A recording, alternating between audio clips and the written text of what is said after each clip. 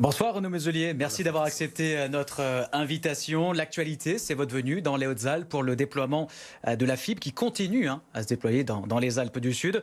Contrat à 200 millions d'euros, 3 000 logements éligibles dans le Briançonnais, 10 000 d'ici cet été. Il était temps, Renaud Muselier. On a l'impression que la fibre optique, c'est un peu comme la rocade de Gap ou le prolongement de la 51. C'est-à-dire que les Hautes-Alpes et les Alpes de Haute-Provence sont un peu les parents pauvres de la région. C'est vrai ou pas? C'est faux. Le Vaucluse a pris une stratégie différente. Ils sont en avance, ils ont fini. L'enjeu pour nous, c'était d'avoir 100% de la région connectée d'ici 2023. Il y avait un certain nombre de choses qui avaient été décidées par notre prédécesseur, notamment un syndicat mixte qui s'appelait PACA THD, qui coûtait beaucoup d'argent, dans lequel les collectivités territoriales 04, 05 et Bouches-du-Rhône pour le haut avaient investi près de 80 millions d'euros et on était plantés.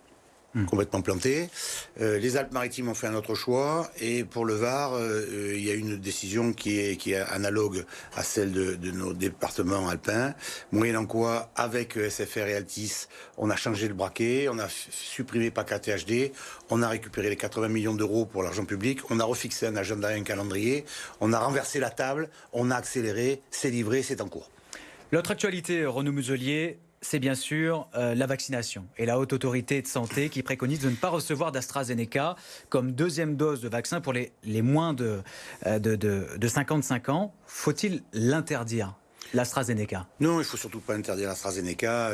On est en train de fabriquer un buzz, une rumeur, une Mais vous, défiance. si vous avez le choix, on vous propose l'AstraZeneca, vous dites oui? Oui, tout de suite. Oui, tout de suite. Oui, tout de suite. Oui, tout Aucun de suite. doute. Aucun doute. J'y vais, oui, tout de suite. Pourtant, les Français doutent.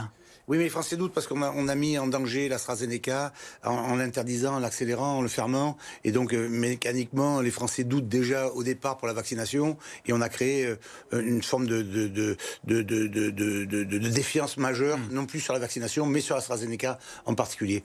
Et je pense que n'essayons pas de convaincre ceux qui ne veulent pas être vaccinés, essayons de vacciner tous ceux qui le veulent. Or, l'AstraZeneca n'a pas plus de complexité que beaucoup de médicaments qui sont en vente sous ordonnance dans nos pharmacies. Donc, pas de phobie de l'AstraZeneca. En tout cas, organisation systématique de la vaccination partout. Aujourd'hui, j'étais pour la fibre. J'étais là aussi pour les vaccinobus. La région Provence-Alpes-Côte d'Azur a mis en place dans la totalité de la région 6 vaccinobus qui permettent d'aller vacciner au plus proche de nos territoires, des villages de moins de 2500 habitants. On est en retard pour la vaccination? Oui, bien sûr qu'on est en retard. Mais la région ou la France? Les deux. Les deux. Mais pourquoi on est en Alors retard? on est un peu plus en avance, nous, dans la région que le reste de la France, puisqu'on a 3 à 4 points d'avance en fonction des territoires. Vraiment au gouvernement qui n'a pas commandé les doses assez tôt? La faute à un gouvernement qui a, excusez-moi, qui a mal calculé les doses ou les doubles doses, mal calculé ceux qui voulaient se faire vacciner ou pas. On était parti sur une base de 30% de gens qui étaient capables de se faire vacciner. Il y en a plus de 70% aujourd'hui. Et le fait qu'on ne soit pas appuyé sur les maires, sur les pharmacies, sur les médecins, sur les vaccinodromes qu'on avait demandé depuis le début. Et donc il y avait une centralisation de la décision avec une erreur sur la quantité de personnes qui étaient susceptibles de se faire vacciner. Et donc on manque. On a des vaccinodromes où on peut vacciner 2000 personnes par jour. On nous avait dit qu'on aurait les doses, on les a pas. Bon. Donc à partir de là, avançons, ils vont arriver, mettons-nous en ordre de marche pour être efficaces. Vous avez demandé, vous, Renaud Muselier, vous avez demandé la réquisition des gymnases de lycée pour vacciner. Mais là encore, vous n'avez pas été entendu. C'est pas la réquisition, il m'appartient. Oui, il vous appartient. Donc c'est la mise à disposition avec l'ARS. Vous n'avez pas été entendu. On n'est jamais entendu. En fait, c'est le problème qu'on rencontre, c'est quand on a dit appuyez-vous sur les élus locaux, ils connaissent leur territoire. Ils nous ont dit non, ils nous ont pas répondu. Faites attention, on va manquer de vaccins. Ils nous ont pas répondu. Quand on a dit dans le cadre de la vaccination, faites en sorte qu'on puisse appuyer sur les pharmaciens et les médecins, comme on fait la vaccination contre la grippe, où on vaccine 15 millions de personnes en un mois et demi quand même. Ils n'ont pas voulu. Ok. Là aujourd'hui, on est dans une autre situation. Il y a la période de vacances. Dans la période de vacances, mes gymnases sont libres. Je propose mes gymnases et j'organise avec l'ARS sous un protocole sanitaire et je mets à disposition. Et on ne vous a pas dit oui ou non? On n'a pas de réponse. Rien. Jamais. Donc c'est irritant.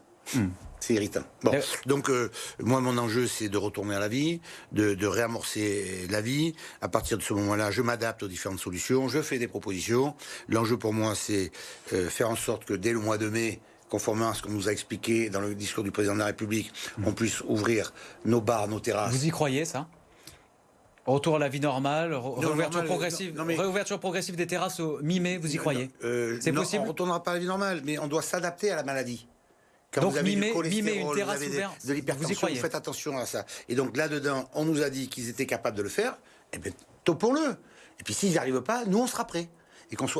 Donc on anticipe, comme on l'a fait l'an passé, pour les difficultés pour son entreprise. Je suis en train de débloquer des chèques nounou pour ceux qui sont en télétravail parce qu'il faut s'occuper des enfants. Je suis en train de débloquer des moyens financiers pour ceux qui sont encore bloqués et qui doivent payer leur loyer. Je suis en train de mettre en place des chèques vacances pour la première ligne, les fameuses personnes en réanimation qui sont les blancs, les médecins, les soignants, et qui, eux, on les applaudit plus le soir, et ils ont quand même difficile. Oui. Parallèlement à ça, on gère d'autres crises qui arrivent, comme le gel qui vient de toucher nos arbres sur l'ensemble.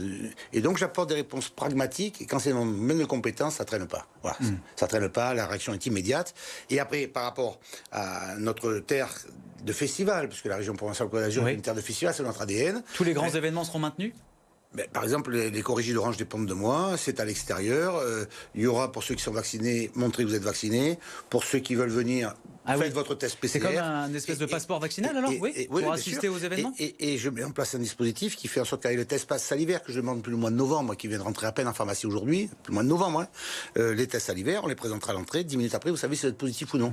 Mais donc, sous un contrôle sanitaire strict, avec des doctrines médicales strictes, on se retrouvera avec pouvoir sortir et revivre. Il faut faire attention. Vous êtes favorable à un passeport, par exemple, vaccinal pour aller au restaurant? Bien sûr, oui, je suis vacciné, donc je retourne au restaurant. Et si je ne suis pas vacciné, je ne vais pas au resto, alors? Bien sûr, dans la mesure où vous avez la possibilité d'être vacciné tout le monde. Si vous n'avez qu'une catégorie de la population qui a eu accès au vaccin et l'autre non, c'est injuste. Mais à partir du moment où vous avez la capacité de choisir votre possibilité, si le virus est toujours là, celui qui ne veut pas être vacciné ne peut pas aller au restaurant, c'est son choix. Oui. Et celui qui veut être vacciné pour vivre, aller au cinéma, aller au restaurant, reprendre une vie la plus normale possible, à partir du moment où il est vacciné, pourquoi l'empêcher de le faire? Celui qui ne veut pas le faire ne doit pas empêcher les autres de travailler, dans un premier temps, et les autres de vivre, bien entendu. Renaud Muselier, retrouver une vie normale, c'est aussi retourner aux urnes. Faut que les élections aient lieu en juin, départementales et régionales. Vous êtes favorable, Je me bats depuis 1 an et demi pour le retour à la vie et s'adapter à vivre à la maladie.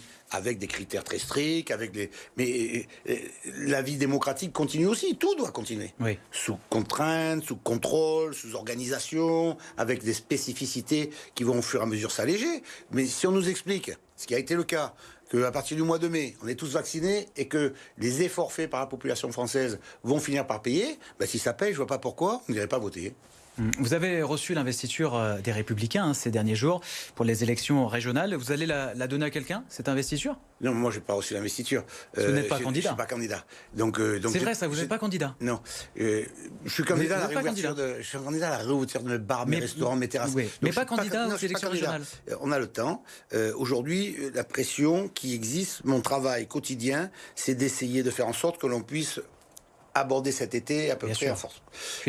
Mais Renaud Muselier, vous ne pouvez pas dire aux téléspectateurs qu'il faut retrouver une vie normale, qu'il faut se projeter sur les corrigés d'Orange, sur le festival d'Avignon, que les terrasses réouvrent, mais les téléspectateurs veulent aussi savoir pour qui ils vont voter. Donc c'est important de savoir. Vont voter. Ils vont probablement voter. Ils ne le savent pas. Mais probablement, il y a une loi qui va passer au Parlement. Dans le cas où c'est... Vous savez, chaque chose son temps. D'abord, ce n'est pas leur préoccupation. Il n'y a pas un qui m'arrête dans la rue pour me dire il faut voter. D'accord. Mais je comprends que ça... Mais c'est important de voter. Vous le savez bien. C'est essentiel. C'est important de savoir pour qui on vote. C'est essentiel de vivre.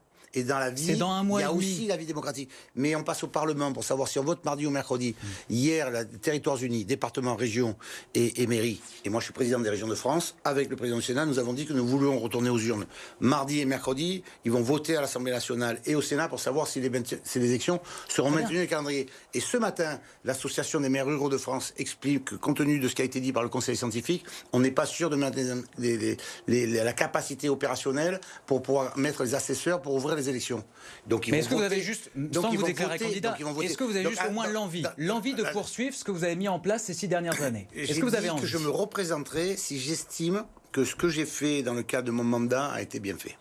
J'estime que je me représenterai, que je réfléchirai à la façon de me représenter, non pas parce que j'ai envie de le faire, C'est pas un problème personnel. C'est de savoir si le travail que j'ai fait dans le cadre de mon bilan est bon, si ma majorité composée de 8 composantes différentes me soutiennent et me disent d'y aller. Aujourd'hui, ma famille politique me dit d'y aller. Le MoDem me dit d'y aller. Agir me dit d'y aller. Un grand nombre de maires et d'alliés me disent d'y aller. Attendez, je sais pas s'il y a l'élection. Et après, c'est à dire pourquoi faire. Bon. Et donc, pour gagner, vous avez besoin d'En Marche d'ailleurs pour gagner? J'ai surtout besoin de savoir pourquoi faire. C'est pas tellement En Marche qui me pose un problème. Vous pouvez gagner sans eux. Quelle est ma vision pour la région? Vous pouvez gagner sans eux. Vous êtes dans le tambouille politicien.